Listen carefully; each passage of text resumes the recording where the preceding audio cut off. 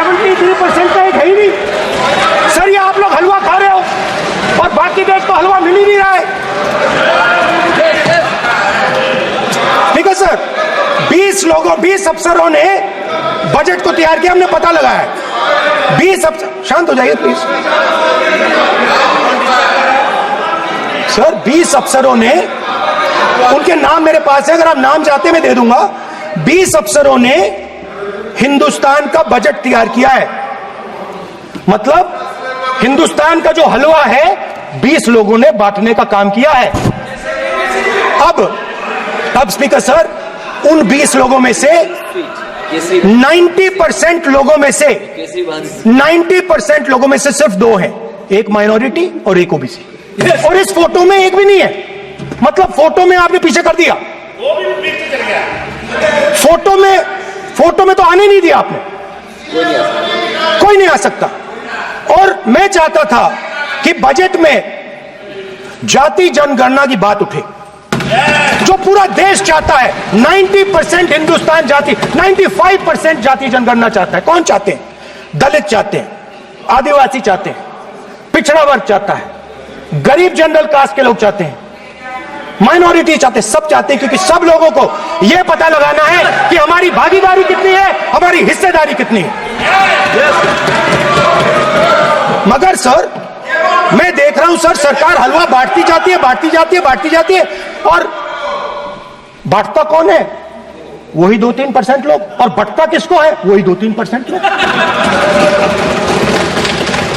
और बाकी हिंदुस्तान, 90% हिंदुस्तान देख।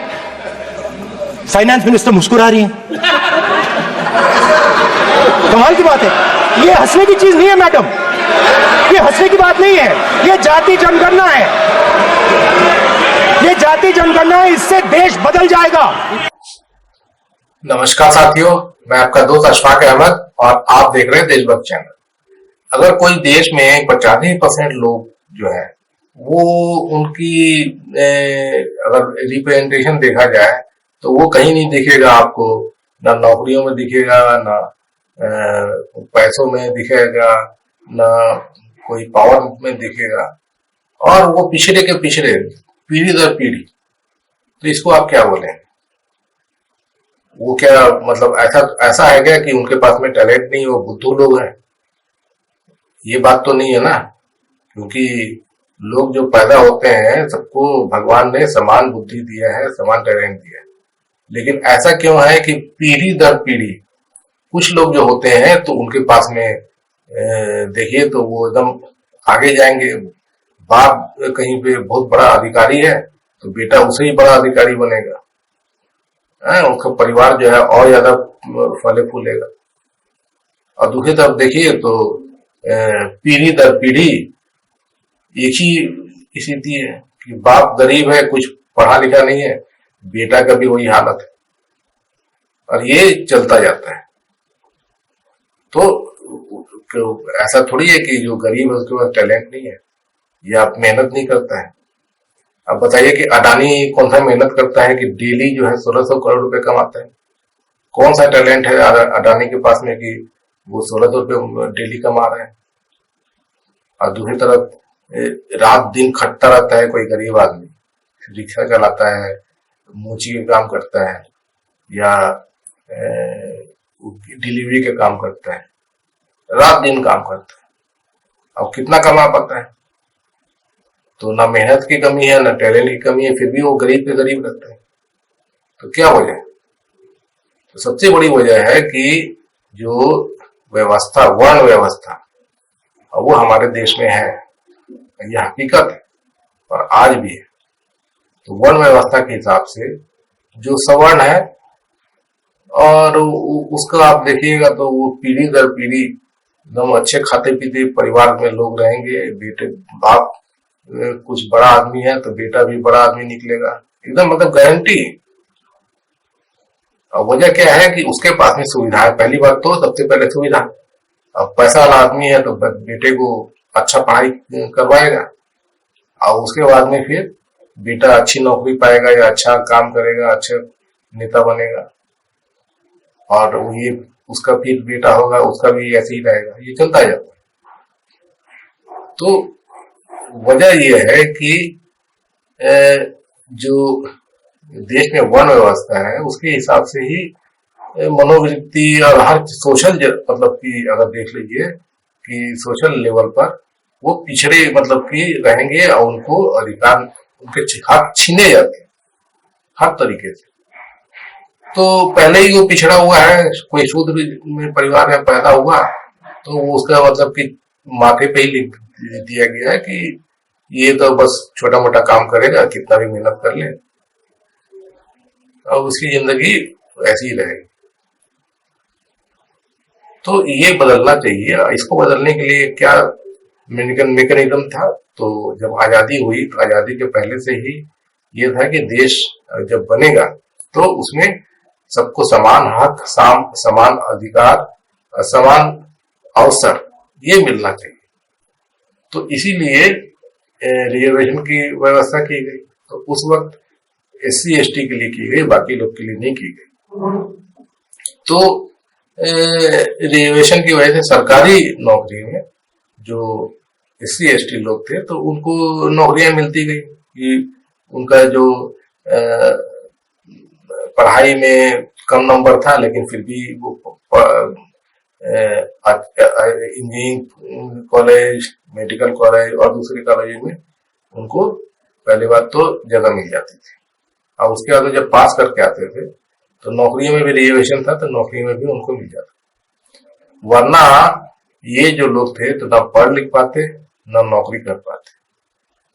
ये हकीकत है ना, क्योंकि वो पिछड़े हैं, उनको सुविधा भी नहीं है पहली बात, और उसके बाद में कोई सुविधा कम होने के बावजूद भी कुछ पढ़ लिख गया तो उसको नौकरी नहीं मिलेगी। प्राइवेट सेक्टर में जाइए तो कहाँ किसी पिछड़े वर्ग के लोगों को नौकरी मिलती है। शूद्र लोग को सिर्फ प्राइवेट सेक्टर सिर्फ 6% शूद्र लोग हैं और वो भी निचले पायदानों पर, ऊंचे पायदान पे आपको कहीं नहीं मिलेगा। उसी तरीके से अगर आप देख लीजिए कि बड़े बड़े जो बिजनेसमैन है उसमें सब सवर्ण जाति के हैं। कौन सा आपको दिखेगा कि कोई शूद्र जाति का है? नहीं है ना। तो हर फील्ड में आप देख लीजिए तो यही हकीकत है। बस ये है कि मोदी जी को वोट पाना है तो वो क्या करते हैं कि मंत्री जो है वो OBC SC ST का बना देंगे, जो राष्ट्रपति है वो SC ST का बना देंगे। अभी दिखाएंगे कि देखो मैंने जो सोशल जस्टिस कर दिया है। तो सोशल जस्टिस जमीन पे कहाँ है? वो तो सिर्फ वोट के लिए बटोरने के लिए आपने बना दिया, राष्ट्रपति बना दिया, मंत्री बना दिया। जमीन पे आपने क्या किया है? अब तो मोदी जी बोलते हैं खुलेआम की कोई जाति ही नहीं होती है। तो जाति नहीं होती है तो ये जो पिछड़े लोग हैं कौन है, क्यों पिछड़े रहते हैं, पीढ़ी दर पीढ़ी क्यों पिछड़े रहते हैं? तो वजह यह है कि वन व्यवस्था ऐसा ना हमारे देश में घुसा हुआ है कि वो निकलता ही नहीं है। तो नहीं निकलता है तो क्या समाधान उसका? रिजर्वेशन करो उनको, उनकी जनसंख्या के आधार पर उनको सुनिश्चित करो कि उनको पढ़ाई का अवसर मिले, नौकरियों का अवसर मिले और वो अपना हक पाए, है ना। नहीं तो फिर अदरवाइज आप देखिए तो यही हाल है। तो कम से कम उनको अपना हक उनके आबादी के हिसाब से मिलना चाहिए। तो वही आरक्षण का भी मुद्दा गरमाया हुआ है कि जातिगत जनगणना कराइए। तो मोदी जी बोलने लगे कि कोई जाति नहीं होती है। तो जाति तो है और उसका असर भी दिखता है, समाज में दिखता है ना। अब उसका समाधान कोई नहीं है। अब वो जाति निकलेगी ही नहीं, तो वो रहेगी ही रहेगी। तो समाधान वही है कि रिजर्वेशन आप कराओ, जनसंख्या के आधार पे जितना है उनको उनका हक दो। तो मोदी जी भाग जाते हैं इस मामले में। तो असली जो अगर हक देना है तो वो जमीन लेवल पे देना पड़ेगा ना।